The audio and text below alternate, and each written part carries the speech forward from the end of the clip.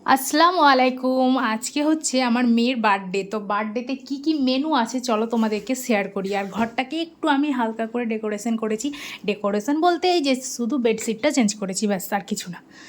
তো চলো কি কি রান্না করেছি। আর এই যে থালা বাসন আমি আজকে উপরে সব নিয়ে চলে এসেছি, বারবার যেতে পারবো না।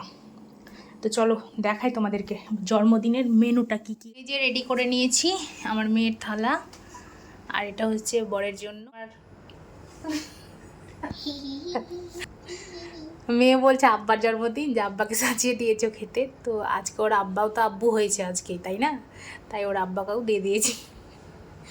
তো চলো এটা বরের থালা শেয়ার করছি। এখানে আছে মাংস, ও একটু গরুর মাংস বেশি ভালোবাসে।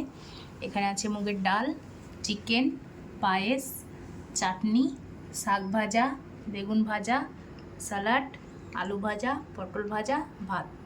এটা হচ্ছে বরের আর মেয়ের একই মানে মেনু আছে। এই যে নাও বেটা খেয়ে নাও। আজকে আমার মেয়ের 9 বছর পূর্ণ হলো। আজকে 19শে সেপ্টেম্বর।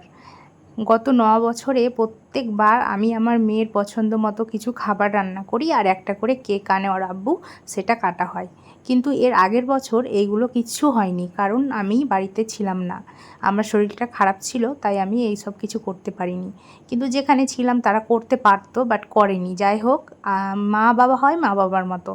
তো আজকে পড়েছে শুক্রবার, আর আজকে বড় আছে বাড়িতে, না হলে শুক্রবার ছাড়া বাড়িতে থাকতে পারে না। কিন্তু সব দিক দিয়ে আজকের দিনটা খুব ভালোভাবে কেটে গেল। মেয়ের বার্থডে, আবার দিনটা পড়েছে শুক্রবার। তো সব কিছু মিলেমিশে ভালোভাবে কেটে গেল দিনটা।